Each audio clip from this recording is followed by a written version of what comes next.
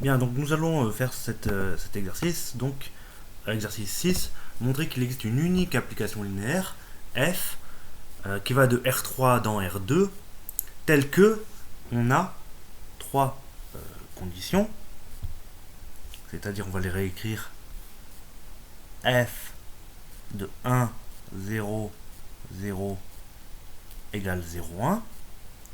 Donc l'image de ce vecteur de R3 est ce vecteur de R2, f de 1, 1, 0 égale 1, 0, et f de 1, 1, 1 égale 1, 1.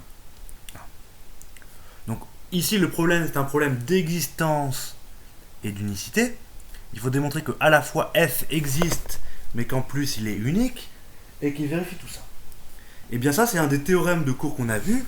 On a vu que dans le cours, quand on avait une base au départ, l'application linéaire qui envoyait ces trois vecteurs-là vers des vecteurs donnés existait, était unique.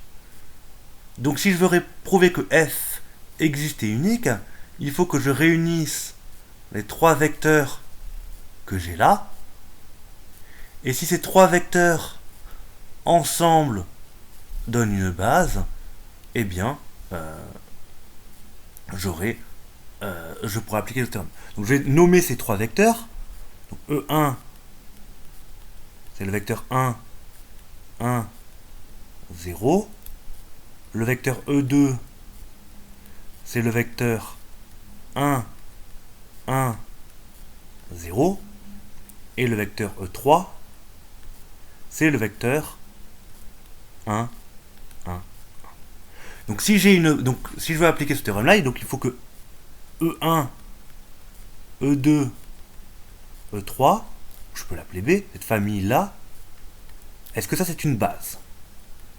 C'est la question que je me pose.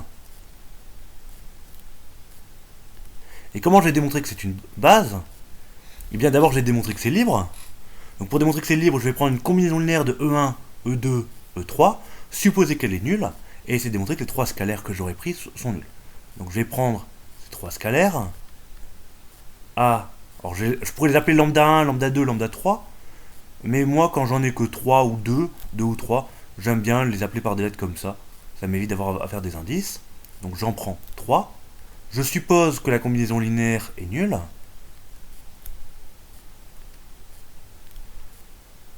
AE1 plus BE2 plus CE3 égale le vecteur nul. Alors le vecteur nul de quoi?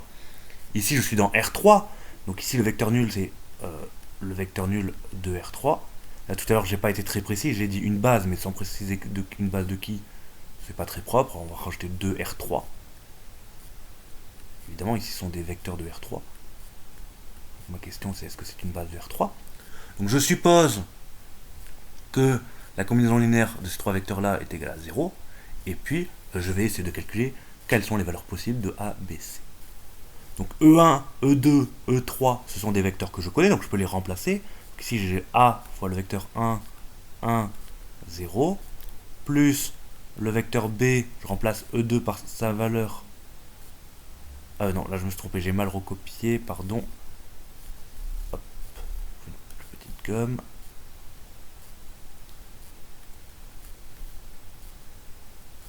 Donc E1 c'est le vecteur 1, 0, 0.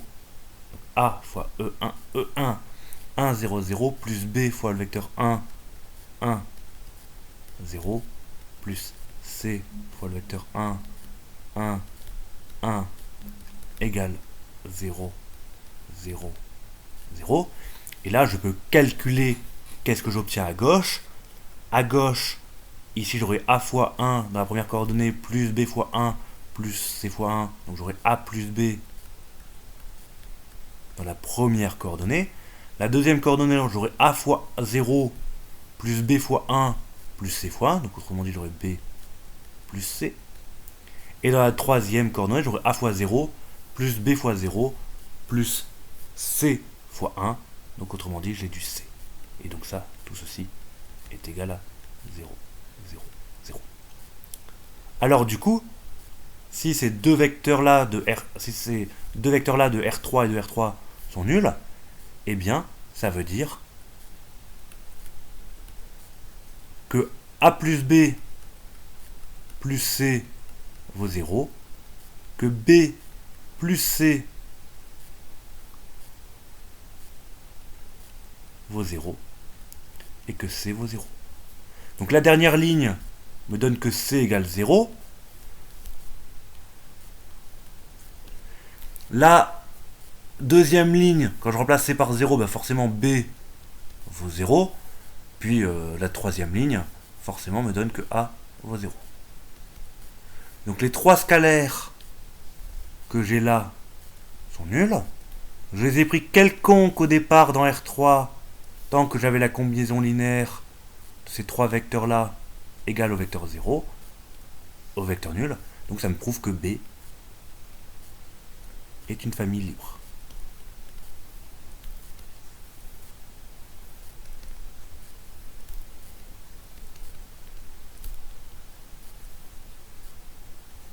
De R3. Alors c'est une famille libre. Moi je voulais démontrer que c'est une base. Donc là j'ai deux solutions. Soit je démontre le caractère génératrice de B. C'est une solution. Mais je préfère vous rappeler qu'il y a un argument en dimension finie. Ici, la dimension de R3, eh bien c'est 3. Parce que je connais la dimension de cet espace usuel. Et c'est en même temps le nombre de vecteurs qu'il y a dans B. Et ça, dans mon cours de dimension finie, il me dit que dès que j'ai une famille libre qui a autant d'éléments que la dimension de l'espace vectoriel dans lequel je suis, forcément cette famille libre est une base. Donc B est une base.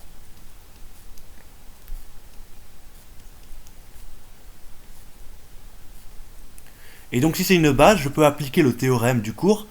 Donc le théorème me dit qu'il existe une unique application linéaire telle que f de 1 vaut le résultat que je veux, f de 2 le résultat que je veux, et f de 3 le résultat. Donc on peut dire que c'est parce que le théorème c'est caractérisation, une application linéaire est entièrement caractérisée par les images des vecteurs sur cette base. Alors je peux l'écrire en français.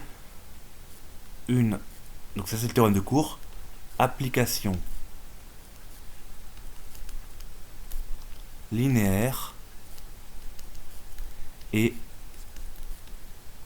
entièrement caractérisé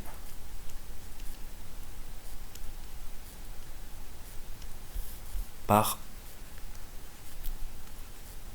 l'image des vecteurs de sa base.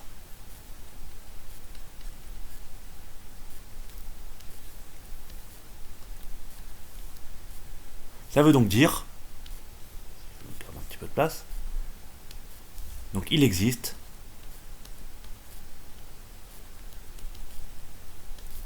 une unique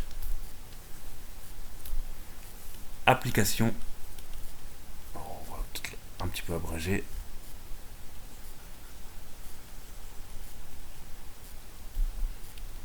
et il existe un unique F, une application F linéaire de R3 dans R2 tel que f de E1 vaut ce que je voulais, alors je ne me rappelle plus de ce que c'était, 0,1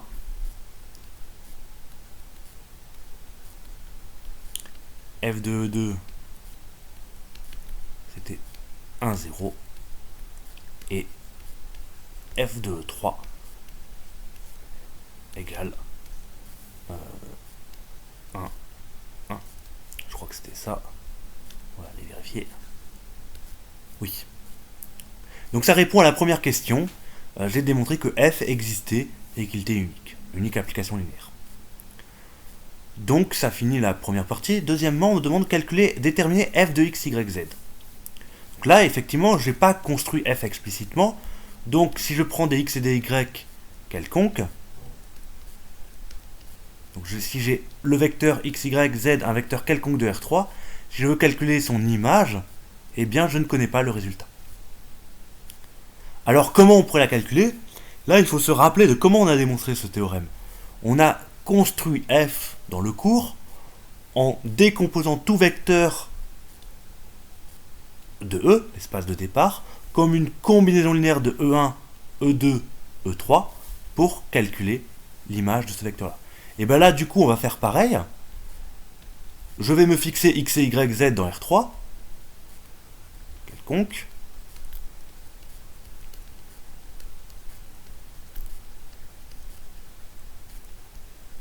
Et je vais décomposer x, y, z, donc ce vecteur de R3, dans E1, E2, E3. Alors est-ce que je peux le faire? Oui, parce que E1, E2, E3, c'est une base de R3. Donc ça, cette famille-là, E1, E2, E3, est une base de R3.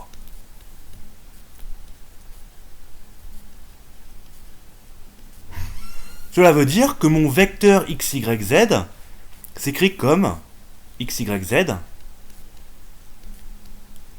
Je peux l'écrire comme quelque chose fois E1, plus quelque chose fois E2, plus quelque chose fois E3.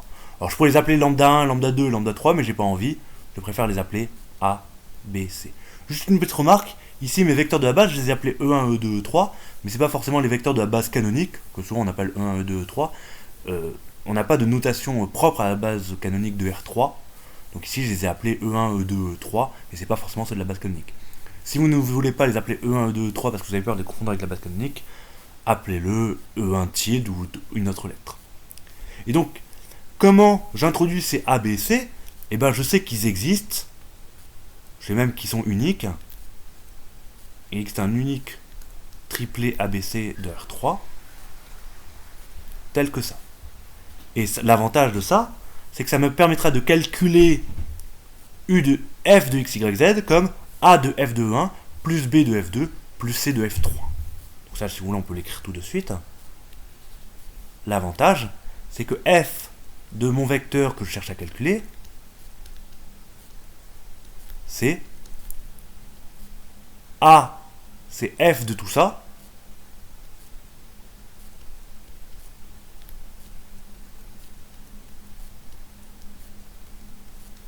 et par linéarité, je peux dire que c'est A F de 1 plus B F de 2 plus C F de 3. Et comme je connais E1,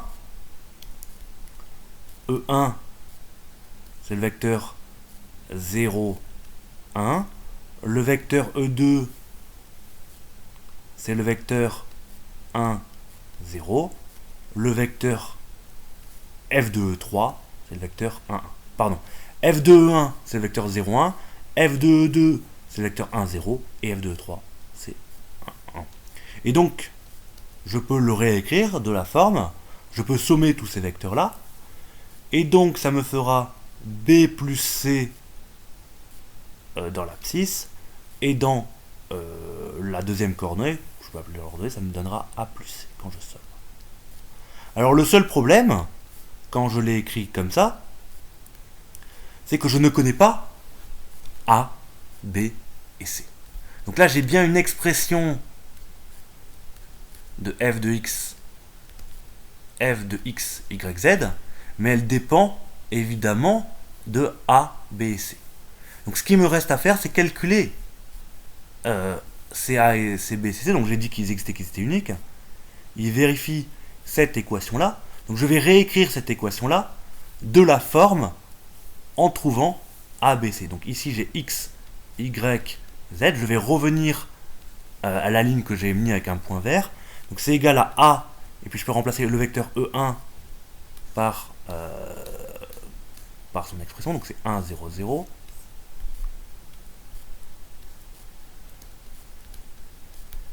B, c'est le vecteur 1, 1, 0, et C, c'est le vecteur avec que des 1. Et donc, je vais avoir, comme tout à l'heure quand j'ai démontré que la famille est libre, je vais avoir un système à résoudre. Donc quand je calcule, j'aurai A plus B plus C, virgule, B plus C, virgule, C. Et donc, ici, si je veux connaître A, B, C, et bien je peux identifier A plus B plus C, il vaut X, B plus C, il est égal à Y,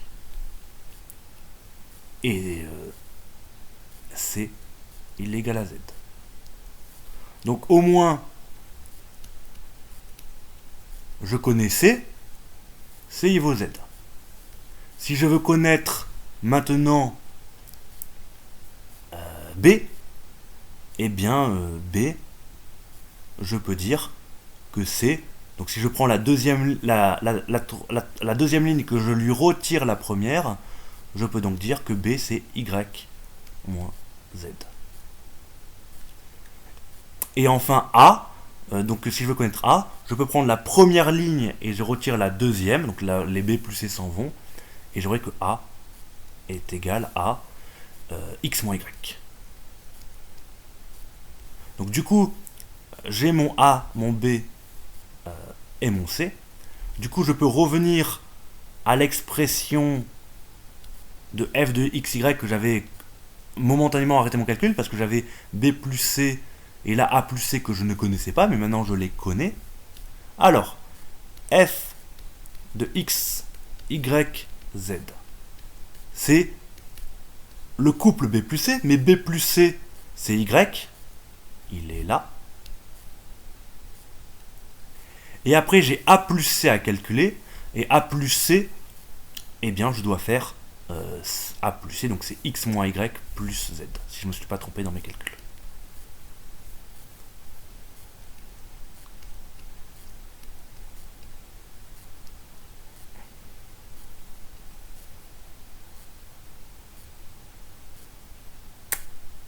Voilà. On peut rapidement vérifier si on a un doute sur cette expression. Juste pour vérifier que je ne me suis pas trompé. Normalement, c'est complètement inutile. Mais bon, mettons que j'ai un doute dans ma façon de calculer les systèmes. Je calcule f de E1. Donc E1, c'est le vecteur 1, 0, 0. Donc x vaut 1, y et z vaut 0, donc je trouve bien le vecteur 0, 1. Si je calcule f de, f de 1, 1, pardon. F du deuxième vecteur E2, c'est le vecteur 1, 1, 0, je trouve bien. Donc y vaut 1 et x vaut 1. Donc je trouve bien 1 moins 1 plus 0, 0. Et le dernier, f de 1, 1, 1. Donc le y vaut 1. Et après je fais x moins y 0, puisque c'est x qui vaut 1, y qui vaut 1 et z qui vaut 1. Donc ça fait bien 1, 1. Donc j'ai bien mes trois conditions qui sont bien vérifiées avec ce f là. Donc c'est complètement inutile parce que normalement j'ai bien fait mes calculs, mais là c'est juste pour vérifier au brouillon. Donc ça c'est pas nécessaire de le faire, ce qui est là, c'est pas nécessaire de le faire sur votre copie. Ça montrerait que vous avez un petit doute. Donc ça c'est vraiment à faire au brouillon. On va l'indiquer au brouillon pour vérifier. Ce serait dommage de s'être trompé là. Et parce qu'il nous reste encore une dernière partie de la question, c'est-à-dire trouver l'image et trouver le noyau. Et si on n'a pas la bonne expression ici, eh ben on aura du mal à trouver l'image et le noyau parce qu'on se sera bêtement planté. Alors je vais faire l'image, parce que c'est la dernière chose, c'est les deux dernières choses qu'il nous reste à faire, c'est l'image et le noyau. Donc je vais dire, si je prends un x et un y dans z, donc un triplet de nombres, je vais traduire, donc maintenant que je connais f de x, y, z, je vais dire ce que ça veut dire que c'est dans le noyau. Donc f, donc non, hop. Qu'est-ce que ça veut dire que ce vecteur-là, ce vecteur à 3 coordonnées, est dans le noyau? Donc le noyau de f. Ça veut dire que f de cette expression-là vaut 0. Alors ici c'est le couple 0, c'est le vecteur nul de R2, puisque à l'arrivée, je suis dans R2. Ça veut dire quoi? Maintenant que j'ai une expression explicite pour f de x, y, z, je peux dire que c'est y de x moins y plus z qui vaut 0, 0. Ça veut dire deux choses. Que y, il vaut 0, sa première coordonnée, et que x moins y plus z doit aussi valoir 0. Donc ça veut dire que mon y il est toujours nul, et quand je remplace y ici par 0, ça me dit que z il doit être égal à moins x. Donc mon vecteur que j'avais pris dans le noyau, donc ce vecteur là j'aurais pu l'appeler, je peux l'appeler v, on va l'appeler v, ça va être plus simple. Donc je vais fixer ce v dans R3, et j'essaye de donner des conditions nécessaires et suffisantes pour qu'il appartienne au noyau. Donc là, ça veut dire quoi sur mon vecteur v? Eh bien, ce vecteur v, il a 3 coordonnées. La première, je peux l'appeler, elle vaut x. La deuxième, c'est y, forcément ça vaut 0. Et forcément, la troisième vaut z, et z, c'est moins x. Et donc ça, c'est équivalent à dire que v, en fait, c'est x fois le vecteur 1, 0, moins 1. Et donc, qu'est-ce que ça veut dire sur ce vecteur v là? Eh bien, ça veut dire que il s'écrit comme une combinaison linéaire de ce vecteur là.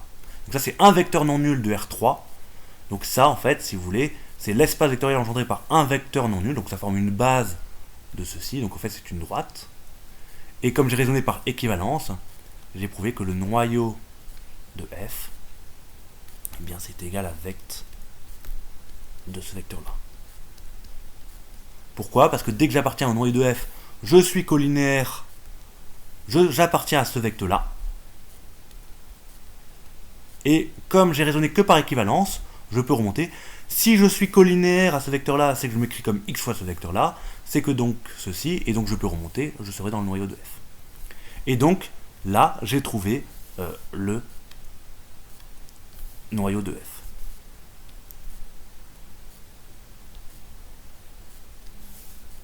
Donc maintenant, je vais faire l'image. Alors, est-ce que j'aimerais bien garder l'expression de f que j'ai trouvée, mais j'ai plus de place. Alors, je vais la recopier. Alors, est-ce que je peux copier comme ça? Ajouter à la page courante. Et c'est où maintenant?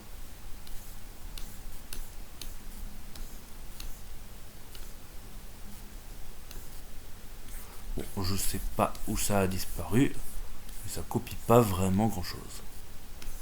Alors, donc je vais retenir l'expression f de x, y, z. Ah non, j'en ai pas besoin. On va trouver l'image autrement.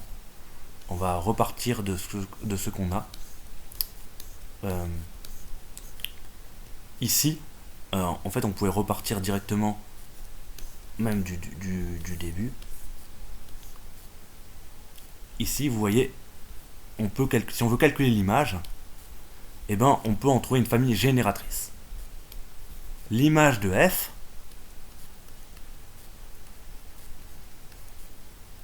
c'est égal à vect de f de E1, f de E2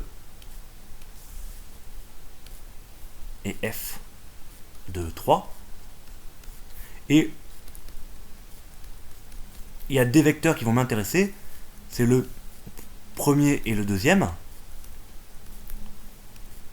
Alors le troisième vaut 1, 1. Vous voyez, ici le troisième vecteur qui est là, il s'écrit comme une combinaison linéaire des autres. Donc, en fait, dans le vect, eh bien, il ne me sert à rien.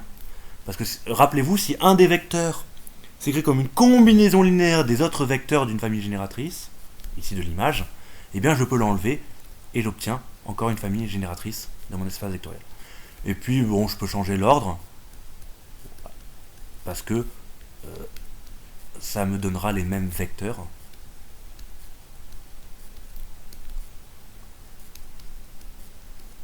Et ça, ici, c'est R2. Pourquoi c'est R2? Parce que ici, je reconnais les deux vecteurs de la base canonique de R2. Et donc, l'espace vectoriel engendré par ces deux vecteurs-là, eh bien, c'est R2, puisque la base canonique est une base et donc elle est en particulier génératrice. Donc vecte de ces deux vecteurs-là va forcément R2. Donc ça me donne ici l'image de F, c'est R2. Donc F, elle est surjective parce qu'elle vaut R2, mais elle n'est pas injective parce que dans son noyau, il y a toute une droite, il n'y a pas que 0. On peut observer d'ailleurs que F, elle va de R3 dans R2. Et ici, 3, c'est la dimension de l'espace de départ.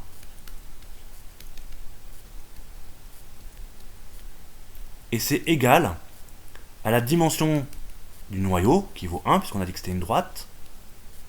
C'est l'espace vectoriel engendré par un vecteur non nul, plus la dimension de l'image, ici qui vaut 2. Et ça, ce sera un théorème qu'on verra très vite.